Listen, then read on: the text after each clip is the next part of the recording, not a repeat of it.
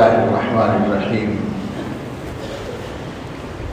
الحمد لله نحمده ونستعينه ونستغفره ونؤمن به ونتوكل عليه ونعوذ بالله من شرور أنفسنا ومن سيئات أعمالنا.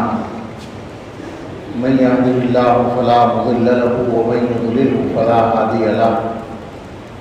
ونشهد أن لا إله إلا الله وحده لا شريك له. ونشهد أن سيدنا ونبينا ومولانا محمدا عبده ورسوله صلى الله تعالى عليه وعلى آله وأصحابه وبارك وسلم تسليما كثيرا. أما بعد فأعوذ بالله من الشيطان الرجيم. بسم الله الرحمن الرحيم. اهدنا الصراط المستقيم صراط الذين أنعمت عليهم غير المغضوب عليهم ولا الضالين. اللهم صل على سيدنا محمد وعلى آل سيدنا محمد وبارك وسلم.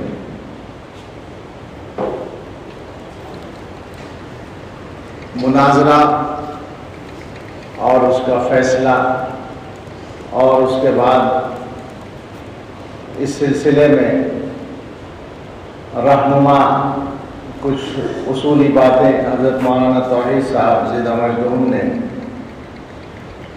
جو فرمائی، اور اس سب سے پہلے حضرت محتمم صاحب دامت برکاتہم کے ارشادات جو میں نہیں سن سکا وہ آپ نے سنے.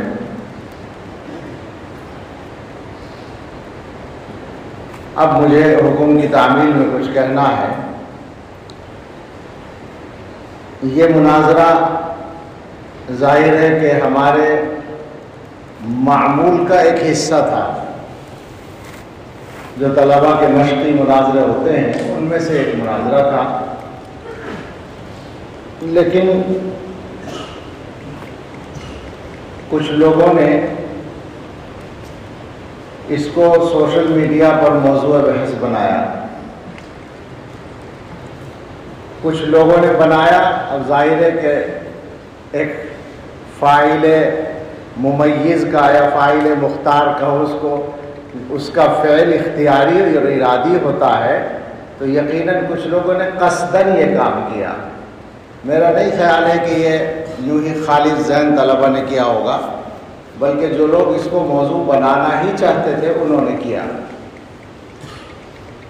اور ظاہر ہے پھر اس زمانے کے ماحول میں وہ سب رد عمل ہونا ہی تھا جو ہوا ہے، بلکہ اب تک چل رہا ہے. یہاں بیٹھ کر بھی بعض چیزیں غالباً یوٹیوب پر آئی ہیں. کوئی لنک بھیجا تھا کسی نے جس میں کوئی ہندی میں غالباً بول رہا ہے، میں سن نہیں سکا. عنوان پڑھا تھا ہندی میں، لکھا تھا کہ دارالعلوم کے اس کام سے مسلمانوں میں بے چینی ہے، اس طرح کا کوئی ہندی میں عنوان ہے.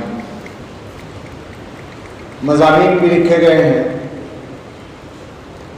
تو اس سلسلے میں بہت سادہ سی بات یہی ہے کہ کوئی نیا کام نہیں ہوا. سوشل میڈیا پر آنے کی وجہ سے موضوع بحث بن گیا.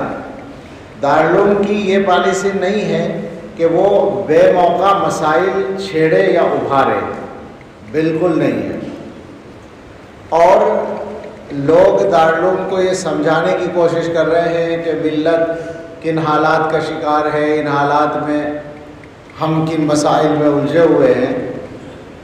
تو معاف فرمائیں، یہ بات آپ سمجھانے والے حضرات جتنا سمجھتے ہوں گے ہم بھی سمجھتے ہیں، اس کے علاوہ بھی ہم کچھ سمجھتے ہیں. حالات کا بھی ہمیں پتہ ہے اور زمانے کے تقاضوں کا بھی الحمدللہ پتہ ہے. ہم کوئی نیا مسئلہ کھڑا کرتے ہی نہیں ہیں، کھڑے ہوئے مسئلوں کو حل کرتے ہیں. اب موضوع پر آ جائیں. خاص طور سے اس سلسلے میں مجھے جو بات کہنی ہے، لمبی بات میں نہیں کرنا چاہتا تاکہ آپ توجہ سے سن کر یاد بھی رکھ سکیں. جو بات کرنی ہے وہ اپنے طلبہ سے کہنی ہے بنیادی طور پر. اور اپنے طلبہ کا مطلب دارالعلوم دیوبند ہو یا دارالعلوم وقف ہو یا دیگر مدارس ہوں دیوبند کے یا دیوبند سے باہر جو ہمارے مدارس ہیں، ان سے کہنا ہے کہ ہوشیار رہنے کی ضرورت ہے۔ اس وقت جو لوگ چھپ کر کام کرتے ہیں بہت سے مقاصد کے لیے، اللہ خوش رکھے ان جنید میاں کو، انہوں نے تو بہت سے راز فاش کر دیے ان کے، وہ ماحول کا اور نوجوانوں کے جذبات کا فائدہ اٹھانا چاہتے ہیں، اور عام طور پر لوگوں سے غلطی ہوتی ہے کہ الفاظ کو عمل سمجھ لیتے ہیں، یا لفاظی کو، یا اور آسان کریں گفتار کے غازی کو کردار کا غازی مان لیتے ہیں۔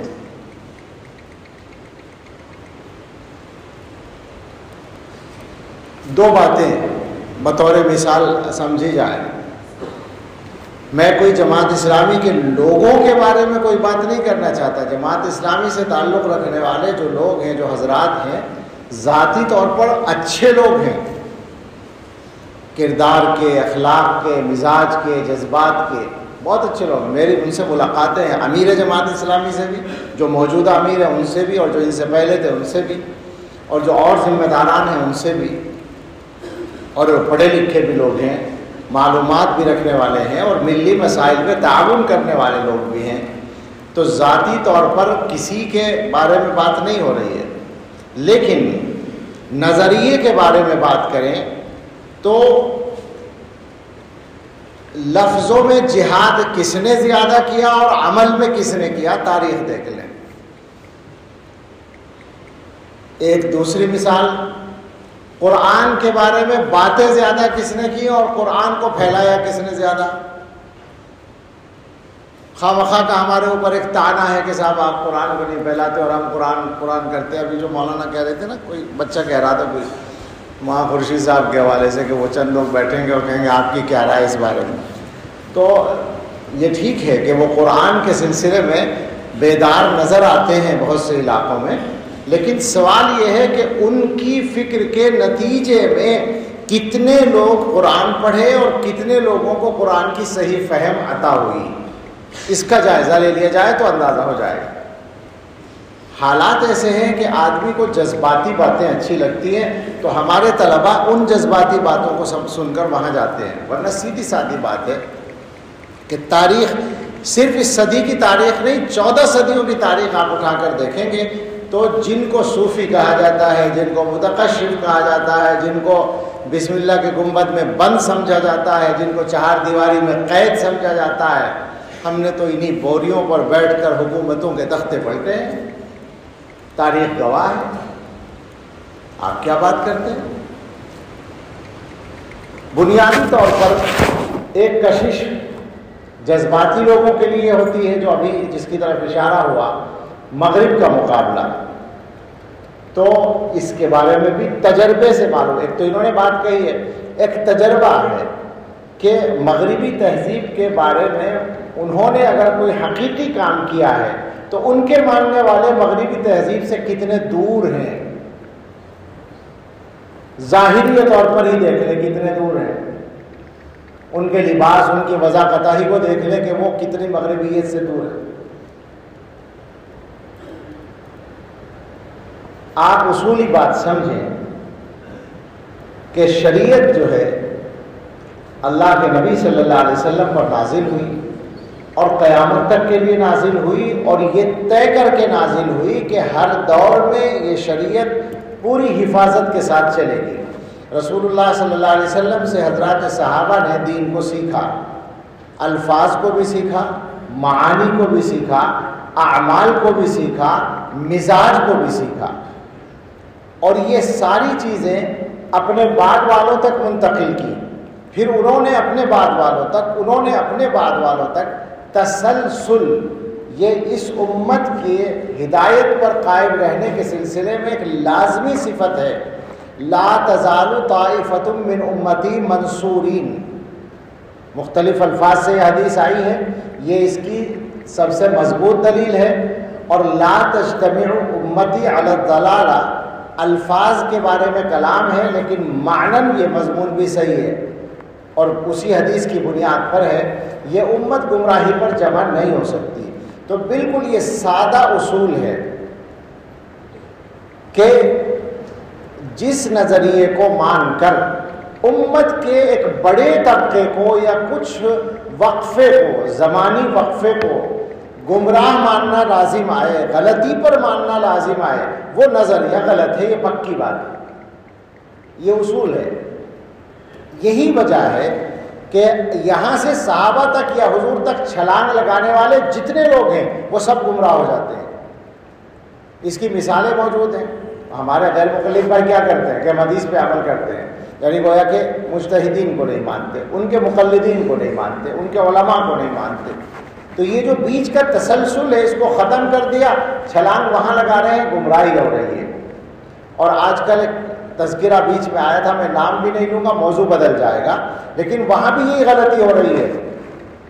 باقاعدہ صحابہ کو پیش کر کے اور صحابہ کے واقعات کی تشریح اپنے انداز سے اور ان سے گویا مسائل اور مزاج کا استنباط اپنے ذوق سے کر کے پیش کیا جا رہا ہے. اور باقاعدہ یہ تعلیم ہو رہی ہے کہ صاحب بزرگوں کے واقعات نہ سناؤ، صحابہ کے واقعات سناؤ. ہم صحابہ کے بارے میں جتنے شمشیر برہنہ ہے کون ہوگا، لیکن ہم یہ کہتے ہیں کہ صحابہ کیا کہنا چاہتے ہیں اور صحابہ کا عمل کیا ہے، یہ سمجھنے کے لیے بعد والوں کو تو دیکھنا ہی پڑے گا. تسلسل کے بغیر اس امت پہ ہدایت کا قائم رہنا ممکن ہی نہیں ہو سکتا ہے. تو ایک بنیادی غلطی تو ان سے یہ ہوئی ہے کہ انہوں نے گویا امت میں ہدایت کے تسلسل کا انکار کر دیا، جو ابھی قرآن کی چار بنیادی اصطلاحوں پر بات ہو رہی تھی. اور اس سے بڑی غلطی جو اصل بنیاد ہے وہ یہ ہے کہ انہوں نے قرآن و سنت کے سلسلے میں اجتہاد کو کسی بھی اصول سے آزاد کر دیا. سارے ائمہ مجتہدین نے اجتہاد کیا ہے اصول کے تابع ہو کر. اصول فقہ جس کو کہا جاتا ہے، حضرت مولانا ریاست علی صاحبی رحمۃ اللہ علیہ سے یہ مضمون سنا گیا، چھوٹا سا حصہ کچھ یاد ہے کہ انہوں نے یہ فرمایا کہ اصول فقہ کی کیا معنی ہے؟ فقیہ یفقہ فقہ کے معنی سمجھنا. تو اصول الفقہ کے اصل معنی ہے سمجھنے کے اصول، یعنی نصوص شریعت کو سمجھنے کے اصول. اور یہی اصول کسی بھی آدمی کے کلام کو سمجھنے میں بھی استعمال ہوتے ہیں. یعنی ایک آدمی ایک بات کر رہا ہے اور اس بات کے ضمن میں ایک بات آئی ہے، تو آپ اس ضمن میں آنے والی بات کو اگر وہ صاف لفظوں میں آئی ہے اسے آپ نص تو کہہ سکتے ہیں، عبارت النص نہیں کہہ سکتے. عبارت النص وہ ہے جو اصل بات بیان کر رہا ہے. ضمناً جو بات آئی ہے چاہے وہ صراحتاً آئی ہو وہ نص ہے، عبارت النص نہیں ہے. تو اللہ کے کلام کو اور اللہ کے رسول صلی اللہ علیہ وسلم کے کلام کو سمجھنے کے لیے بھی کچھ اصول بے حد ضروری تھے جن کو مجتہدین نے شروع سے استعمال کیا. ان اصول سے ہٹ کر جو آدمی نصوص کو سمجھنے کی کوشش کرے گا وہ گمراہی کا شکار ہوگا. اور مودودی صاحب کا حال تو آپ کو معلوم ہے کہ یہ حدیث صحیح تو ہے مگر عقل میں نہیں آتی. یہ لکھ رکھا ہے، یہ لکھا ہے انہوں نے. سبحان اللہ، آپ کون ہوتے ہیں کہ آپ کی عقل میں یاد ہو؟ یہ جو آزادی ہے، نقصان کیا ہوا ہے؟ نقصان یہ ہوا ہے کہ ان کی فکر کو ماننے والے، ایک بات اور، جدید تعلیم یافتہ طبقہ دین کی طرف آیا. یہ بڑا وہ ہے ان کا، بے شک ہے ایک بڑا طبقہ آیا ہے ان کی تعلیم، ان کی تحریروں سے متاثر ہو کر. لیکن اصل دیکھنے کی بات یہ ہے کہ وہ بے دین طبقہ دین کی طرف آیا، لیکن دین کون سا ہے وہ جس کی طرف آیا بیچارہ وہ؟ آپ اس کو پورے صحیح دین کی طرف نہیں لائے، آپ نے اس کو بے دین سے کسی قدر دیندار بنا دیا یا دین سے محبت کرنے والا بنا دیا، لیکن دین کی صحیح فہم اس تک آپ نے نہیں پہنچائی. یہ پکی بات ہے بالکل. جس کے جو ان کا بڑا کارنامہ ہے اس کارنامے کا سقم یہ ہے، اس کا نقص ہی ہے کہ انہوں نے دین کی وہ صحیح تشریح نہیں پہنچی. لہٰذا ان کی فکر سے جو طبقہ تیار ہوا اس سب کے اندر آزاد فکری پیدا ہو گئی. اور میں آپ سے عرض کر سکتا ہوں بہت معمولی سا بے علم آدمی ہوں، لیکن میں بچپن سے جماعت اسلامی کے اتار چڑھاؤ کا مطالعہ اور مشاہدہ کر رہا ہوں۔ میرا جو وطن ہے چھوٹا سا قصبہ ہے بجنور کا سہس پور، میرے والد صاحب رحمۃ اللہ علیہ مولانا سعید صاحب رحمہ اللہ، وہ وہاں کی گویا سب سے بڑی دینی شخصیت تھے، اور اتفاق یہ کہ تقریباً 50 برس پہلے سہس پور میں جماعت اسلامی کی شاخ قائم ہو گئی تھی باقاعدہ، اور ان میں بعض رشتہ دار بھی تھے، تو ان سے رٹاکا چلتا تھا والد صاحب کا۔ اور یہاں گنگو میں حکیم حضرت گنگوئی رحمۃ اللہ علیہ کے پوتے حضرت حکیم ننو میاں صاحب رحمۃ اللہ علیہ تھے، ان کا جب مودودی صاحب سے براہ راست تحریری مباحثہ ہوا تھا، اور اس میں وہ اجتماع گنگو وغیرہ میں ان کی تحریریں بھی مل جائیں گی، تو ان سے والد صاحب کا بہت قریبی تعلق تھا، اور دونوں کا کتابوں کا تبادلہ بھی چلتا تھا رد مودودیت کے موضوع پر۔ وہاں حکیم صاحب کے پاس کوئی نئی کتاب آتی تھی تو ادھر بھیجتے تھے، وہاں آتی تھی والد صاحب ان کو بھیجتے تھے ہمارے ذریعے سے، ہم گنگوں میں پڑھتے تھے اس زمانے میں۔ تو اسی زمانے میں حکیم صاحب نے مجھے ایک اخبار دکھایا، یہ بات ہوگی میرا خیال ہے 1981-82 کے، میں 12-14 سال کا 13 سال کا تھا، اور حکیم صاحب کے یہاں میں جاتا تھا، والد صاحب کی نسبت سے وہ محبت کرتے تھے۔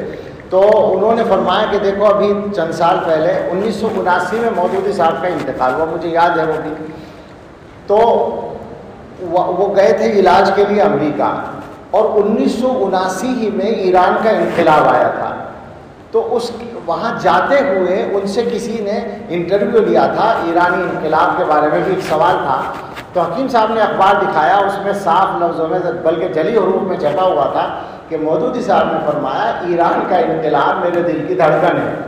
یہ الفاظ بالکل ایسے ہی مجھے ابھی بھی یاد ہیں جیسے میں نے ابھی دیکھے ہوں۔ تو ان کی فکر سے جو طبقہ تیار ہوا ہے وہ آزاد فکر طبقہ تیار ہوا۔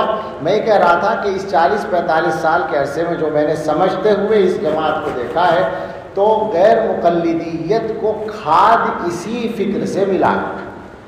جب آزاد ہو جائے گا آدمی تو وہ کہاں رکے گا اس کی کوئی گارنٹی نہیں ہے۔ اچھا، مودودی صاحب کے حد تک تقید ہے۔ ہمارے مفتی راشد صاحب جی کا مجدور ایک دفعہ کہہ رہے تھے کہ انہوں نے جماعت اسلامی کے ایک آدمی سے کہا کہ بھائی جماعت اسلامی کے لوگوں میں جو ہے وہ شخصیت پرستی بہت ہے، تو اس نے کہا یہ کیسے ہو سکتا ہے، وہ تو شخصیت کی پرستی کے پیچھے لٹ لیے پھرتے ہیں ان کے خیال میں۔ تو مولانا نے کہا کہ نہیں، میرا خیال ایسا ہی ہے کہ کیوں، کہ یہ بتائیے کہ آپ قرآن کی تفسیر پڑھتے ہیں؟ جی بالکل پڑھتے ہیں، تو قرآن کی تفسیر مستقل پڑھتے ہیں۔ کہا آپ کے گھر میں کون کون سی تفاسیر ہے قرآن کی؟ تو ایک ہی تفسیر ہے، تفہیم القرآن، اس کے علاوہ تو نہیں۔ ان سے پوچھا کہ آپ فقہ کی کوئی کتاب پڑھتے ہیں؟ تو مودودی صاحب کی یہ سب جو مسائل وغیرہ پر انہوں نے لکھی ہیں۔ آپ سیرت کی کوئی کتاب پڑھتے ہیں؟ تو وہ سیرت کی کتاب جو مودودی صاحب نے لکھی ہے، وہ چند موضوعات پر مفتی صاحب نے اس سے پوچھا، پتہ چلا کہ سب مودودی صاحب کی ہیں، تو انہوں نے کہا یہی تو شخصیت پرستی ہے، ہم تو اس کے قائل نہیں، ہم تو سب کو پڑھتے ہیں، سارے اکابر کو، سارے بڑے علماء کو پڑھتے ہیں۔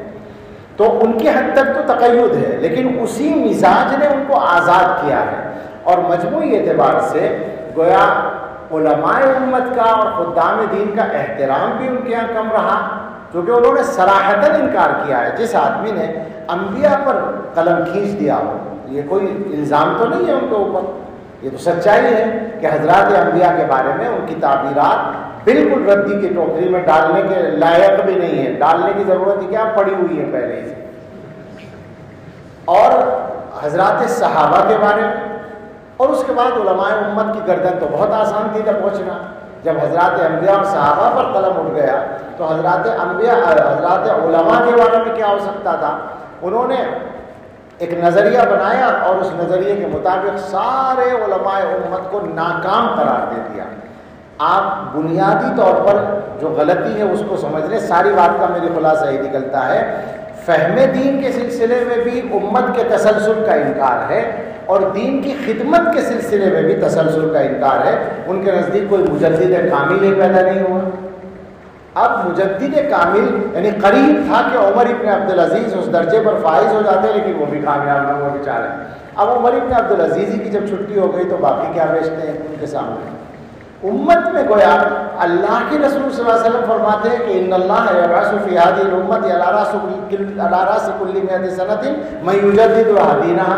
حضور تو خبر دے رہے ہیں، باقاعدہ خوشخبری سنا رہے ہیں، مجدد آتے رہیں گے. اور آپ کہتے ہیں کہ کوئی ڈھنگ کا مجدد آیا ہی نہیں، کوئی کامل مجدد آیا ہی نہیں. کتنی عجیب بات ہے. یہ انکار حدیث کی بات کر رہے تھے نا، جگہ جگہ اس طرح کی باتیں آتی ہیں. آزاد ہو جاتا ہے جب آدمی تو ظاہر ہے کہ اس سے یہ سب ہوتا ہے. کل ملا کر یہ ہے کہ ایک طبقے کو دین کے قریب لانے کا کام ان سے ہوا، لیکن مجموعی اعتبار سے امت کے اندر آزاد فکری پیدا کرنے کا کام بھی بہرحال ہوا ہے. کچھ لوگوں نے یہ لکھا ہے کہ صاحب جماعت اسلامی والے ان کی ساری باتوں سے تو اتفاق نہیں کرتے ہیں، اور کیوں اس کو ایک فرقے کا نام دیا جا رہا ہے.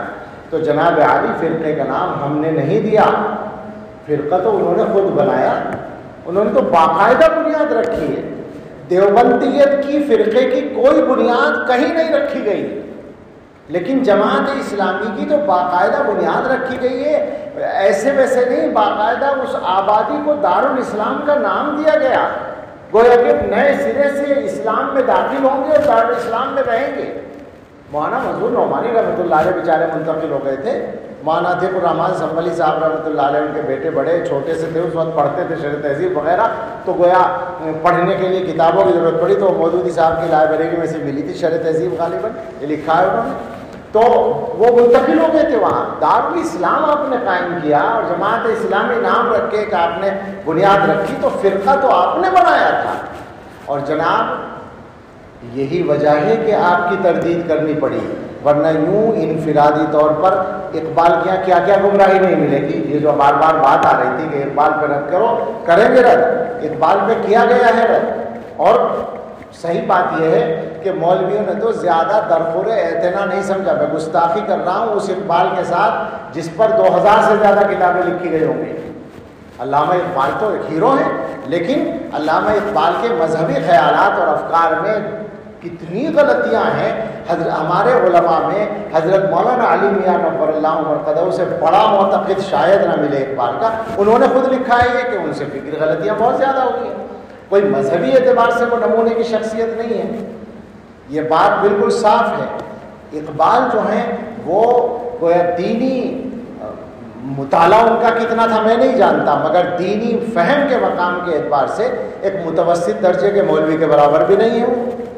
یہ سچی بات ہے، اسے ماننا پڑے، اس کے علاوہ ہے ہی نہیں بات. اور باقی وہ ملا وغیرہ جو لکھتے ہیں تو وہ ملا ہم نہیں ہیں. وہ ملا وہ ہیں جو اقبال کے چاروں طرف پھیلے ہوئے تھے. بدعتی ملا، خانقاہی ملا، پیر پرست ملا، مزار پرست ملا، وہ ملا ان کے سامنے ہے. مگر جدت پسند طبقہ کلام اقبال سے غلط استدلال کرتا ہے. مگر چھوڑیں اس بحث کو. اقبال ہو یا کوئی بھی ہو، اگر کسی نے جماعت نہیں بنائی ہے تو وہ ظاہر ہے کہ اس کی غلطی کا نقصان متعدی نہیں ہوتا. امت میں اس طرح انفرادی طور پر بہت لوگوں سے غلطیاں ہوئی ہیں. علامہ ابن تیمیہ جیسا آدمی جن کا احترام ہم بھی دل سے کرتے ہیں، وہ بہت بڑا آدمی ہے امت کا، لیکن ذات کتنے مسائل میں ان کا تفرد ہے اور ہم ان کو بالکل غلط مانتے ہیں. علامہ کشمیری کا قول آپ نے پڑھا ہوگا کہ ابن تیمیہ کا مقام اتنا بلند ہے کہ اگر میں یوں سر اٹھا کر دیکھنا چاہوں تو ٹوپی گر جائے گی، لیکن اگر استواء علی العرش کے مسئلے میں دارالحدیث میں داخل ہونا چاہیں تو میں داخل نہیں ہونے دوں گا. یہ شاہ صاحب نے فرمایا. تو غلطیاں ہوتی ہیں لوگوں سے، کوئی بھی معصوم نہیں ہوتا، لیکن آپ جب ایک جماعت بنا کر اپنی فکر کی طرف لوگوں کو دعوت دیں گے تو پھر تو آپ کو پکڑا جائے گا. اور صحیح بات یہ ہے کہ اس زمانے میں جو شیخ الاسلام اور دوسرے حضرات نے کام کیا ہے تو وہ پوری طرح حقیقت کو جانتے تھے. اور جناب نے خود لکھا تھا ایک مرتبہ کہ جوش ملی آبادی سے مشورہ ہوا تھا کہ قلم کو ذریعہ معاش بنایا جائے. یہ بہت سے لوگوں کو نہیں پتا ہوگا. بہت سی باتیں ایسی ہیں جو چلی گئی ہیں پیچھے پس منظر میں چلی گئی ہیں. اس طرح سے وہ قلم کو ذریعہ معاش بنا کر یہ دین کا ایک بیڑا اٹھایا گیا تھا. میں نیت پہ حملہ نہیں کرنا چاہتا، صرف ان کے الفاظ نقل کر رہا ہوں. اور ایک چیز اور سمجھ لیں، بہت زیادہ بات لمبی نہیں ہونی چاہیے، لیکن ہمارے یہاں پر مدرسوں کے اندر اور دیوبند کے اندر اگر کچھ لوگ اس فکر سے از سر نو متاثر ہونے لگے ہیں تو وہ یہ سمجھ لیں کہ وہ ایک کھوٹے سکے کی طرف جا رہے ہیں. وہ غلط فہمی کا شکار ہیں، وہ جذباتیت کا شکار ہیں. ہم کسی کی ذہنیت کو محدود نہیں کرتے. ہم تو آپ سے کہتے ہیں کہ آپ پڑھیں, مطالعہ کریں, اور کھانے کے ساتھ نہ پڑھیں, یکسوئی کے ساتھ پڑھیں. مجھے نہیں پتا تھا اتنی وضاحت کے ساتھ اس بات کا, لیکن میں ان عزیزوں سے بھی کہوں گا, ہمارا کوئی غیر نہیں ہے وہ لوگ بھی, ان سے ہم یہیں بیٹھ کر کہتے ہیں کہ اگر وہ یہ حماقت کر رہے ہیں تو اس کو بند کر دیں. صحیح کتابیں رکھیں وہاں پر, اکابر دیوبند, علماء دیوبند کی کتابیں رکھیں, اور ہماری کتابیں, ہمارے عقیدے, ہمارے خیالات, ہمارے افکار, یہ تو کوئی راز نہیں ہے, کوئی چھپا ہوا نہیں ہے. ہم کوئی اپنا فرقہ بنانے کی بھی دعوت نہیں دیتے ہیں. یہ بات بالکل صحیح ہے کہ ہماری فکر, جیسا کہ مولانا نے بھی فرمایا, ان بڑوں کے لٹریچر سے مرتب ہوئی ہے, لیکن اس کا یہ مطلب نہیں ہے کہ ہم الگ سے کوئی فرقہ ہے. ہمارے اکابر نے جہاں کہیں بھی لکھا ہے وہ یہی لکھا ہے کہ اہل السنہ والجماعہ. سوال یہ ہے, کیا ٹائم ہو گیا؟ سوال یہ ہے کہ جو لوگ جماعت سے, یعنی جماعت صحابہ سے اپنے آپ کو خود الگ کر لیں, انہیں کیوں پریشانی ہے کہ ہم ان کو اہل سنت والجماعت سے خارج قرار دے رہے ہیں؟ بھئی ہم نے تو نہیں کیا آپ کو جماعت سے خارج, آپ نے جماعت صحابہ سے اپنے آپ کو الگ کیا ہے, اور آپ نے سنت سے بھی الگ کیا ہے اپنے آپ کو. کتنی ہی سنتوں کا آپ نے انکار ہی کر دیا ہے, اور حدیثوں کو آپ نے, یعنی ابھی دیکھا آپ نے کہ دجال کے بارے میں رسول اللہ صلی اللہ علیہ وسلم کی باتوں کو قیاسات کہہ رہے ہیں. یہ تو وما ینطق عن الهوى ان هو الا وحی یوحی کے کا انکار ہے. پیغمبر صلی اللہ علیہ وسلم کا اگر قیاس بھی ہے, اگر آپ کا خیال ہے, وہ قیاس بھی وحی الہی ہے, اور پیغمبر کو کا قیاس تو گویا قیاس ہے, اور آپ جو فرما رہے ہیں وہ وحی ہے. اسے مان لیا جائے اور پیغمبر کے قیاس کو چھوڑ دیا جائے. عجیب باتیں ہیں. یہی چیزیں ہوتی ہیں, بہت باریک ہوتی ہیں. آپ کے لیے ضروری ہے کہ آپ پڑھیں اور صحیح چیزیں پڑھیں, خوب پڑھیں, اور پڑھنے کے بعد پھر ان کی چیزوں کو بھی پڑھیں. آپ کے اندر یہ صلاحیت پیدا ہو چکی ہو کہ آپ صحیح اور غلط کا امتیاز کر سکیں. دیکھیے صاف بات ہے, جیسا کہ مولانا نے بھی ذکر کیا, ہمیں اگر کوئی تانا دے کہ صاحب ہم اپنے طلبہ کو اپنی فکر کا پابند رکھنا چاہتے ہیں, تو جی بالکل ٹھیک ہے, ہم نے اپنے طلبہ کو منتشر کرنے کے لیے نہیں بلایا ہے, ہم نے اپنے طلبہ کو غلط راستوں پر ڈالنے کے لیے داخلہ نہیں دیا ہے, ہم نے ان کو صحیح راستہ دکھانے کے لیے داخلہ دیا ہے. ہم تو ظاہر ہے کہ ان کے سامنے یہی بتائیں گے کہ صحیح کیا ہے, غلط کیا ہے. آپ اتحاد کی بات کرتے ہیں تو آپ ہمیں بتائیں ہم سے زیادہ اتحاد کی بات کس نے کی ہے عملی طور پر. آپ ہمیں بتائیں کہ وہ کام جن کا نام آپ لیتے ہیں عملی طور پر کس نے وہ کام کیے ہیں. ہمارے یہاں اسی میں سہس پور جو میرا آبائی وطن ہے, اس میں ایک صاحب تھے, شاعر, میرے رشتہ دار بھی تھے. انہوں نے اس زمانے میں جب یہ افغانستان کا معاملہ بہت گرم تھا, 9/11 کا معاملہ قریب تھا, اس زمانے میں ہم لوگوں پر ایک تنقید کی, کسی مجلس میں یا مشاعرہ ہوگا, تو مجھے موقع ملا, میں نے کہا کہ کیا اب بھی ہماری غلطی معاف نہیں ہوگی؟ ہم دنیا کی سب سے بڑی طاقت سے لوہا لے رہے ہیں اور اب بھی ہماری غلطی معاف نہیں ہو رہی ہے, مجاہد اب بھی آپ بھی ہیں. اچھی بات ہے. میں یہی کہتا ہوں کہ الفاظ سے خوش ہونا چھوڑ دو, یہ صرف الفاظ سے خوش ہونے کا مسئلہ ہے. اور مولانا نے اشارہ کیا ادبیت سے متاثر ہوتے ہیں, تو کیا ادبیت کی آپ کے یہاں کمی ہے؟ اب اس وقت بات لمبی ہو جائے گی, ورنہ آپ اپنے اکابر کی تحریروں کو پڑھیں گے تو پتہ چلے گا کہ کتنی ادبی چاشنی ہوتی ہے. اس پر مستقل کتابیں لکھی گئی ہیں. لیکن چھوڑیے, آپ بن جائیے نا ادیب, آپ کیجئے محنت لکھنے میں اور پڑھنے میں, مطالعہ کریں, محنت کریں, زیادہ پڑھیں. بالکل صفائی کے ساتھ 2-3 باتیں کہہ کر بات ختم کرتے ہیں. ایک تو بات یہ ہے کہ ہم اپنے طلباء کو صحیح فکر دینے کے پابند ہیں, اور اس پر ہمیں کوئی کسی سے معذرت کرنے کی ضرورت نہیں ہے. دوسری بات یہ ہے کہ جماعت اسلامی کے لوگ ذاتی طور پر بہت اچھے بالکل ہو سکتے ہیں اور ہیں اپنی جگہ, لیکن جو ان کی فکری غلطیاں ہیں وہ بھی اپنی جگہ ہیں, اور ان کو غلط کہنے سے ہم باز نہیں رہ سکتے. یہ ہماری ذمہ داری اور مجبوری ہے. اور ہمارے سامنے جو راستہ ہمارے بڑوں نے چھوڑا ہے, ہم جانتے ہیں کہ آج کا کوئی بڑے سے بڑا مفکر ان حضرات کے رسوخ فی العلم کا پاسنگ نہیں ہو سکتا. لہذا ہم حضرت قاسم نانوتوی، حضرت گنگوہی، حضرت شیخ الہند، حضرت سہارنپوری، حضرت تھانوی، حضرت مدنی، حضرت علامہ کشمیری، حضرت مفتی کفایت اللہ اور ان حضرات اور حضرت حکیم الاسلام، ان کے راستے کو ہم چھوڑنے کے لیے تیار نہیں ہیں، چاہے کوئی بھی چھوڑنے کے لیے تیار ہو جائے۔ میرا آپ مفہوم اگر سمجھ رہے ہو تو سمجھ لیں، اور جہاں پہنچنی چاہیے بات وہاں پہنچ جائے۔ سب کو یاد رکھنی چاہیے یہ بات کہ آپ اگر قاسمی ہیں اور آپ اگر نسبت رکھتے ہیں اکابر دیوبند سے تو ان کی فکر پر آپ کو رہنا پڑے گا۔ ہم اس فکر سے ہٹنے کے لیے تیار نہیں ہیں، اسی پر جینا اور اسی پر مرنا چاہتے ہیں، اس لیے کہ ہم اسی کو ہدایت کا راستہ سمجھتے ہیں۔ باقی ہم بے وجہ مسائل کھڑے بالکل نہیں کرنا چاہتے، یہ سوشل میڈیا پر قصداً چھیڑا گیا تاکہ ہمیں مطمون کیا جا سکے، میں تو یہی سمجھ رہا ہوں۔ باقی اللہ معاف کرے، کسی نے کیا کیا اللہ تعالیٰ حقیقت جانتا ہے، لیکن جو طریقہ اختیار کیا گیا ہے، سوال یہ ہے کہ اگر ایک مناظرہ ہو رہا تھا جیسا کہ مستقل ہوتا رہتا ہے، معمول کا ایک حصہ تھا، تو آپ نے سوشل میڈیا پر طوفان کھڑا کر کے آپ نے اتحاد کو ختم کیا یا ہم نے کیا؟ ہم نے ایک معمول کے مطابق کام کیا، آپ نے معمول کے خلاف کام کیا، آپ نے نشانہ بنایا، آپ نے لوگوں کو موقع دیا ادھر ادھر کی باتیں کرنے کا اور امت کو انتشار میں مبتلا کرنے کا، ورنہ آپ خود مانتے ہیں کہ ایک دوسرے کی فکر پر تنقید ہوتی رہی ہے۔ جس طریقے سے کتابوں میں تنقید ہوتی ہے، اسی طرح ہمارے یہاں درسگاہوں میں، یہ درسگاہ ذمہ دار درسگاہ ہے، اس کی درسگاہوں میں جو صحیح بات ہے وہ بیان کی جاتی ہے، وہ مجبوری ہے، وہ ذمہ داری ہے، وہ یہاں مناظرے کی شکل میں بھی ہوتی ہے اور درسگاہوں میں بھی ہوتی ہے، وہ معمول کا ایک حصہ ہے۔ آپ نے اس کو غیر معمولی انداز سے پیش کر کے انتشار پیدا کیا ہے۔ اللہ سے ڈرنے کی ضرورت ہے، صحیح راستے پر قائم رہنے کی کوشش کریں۔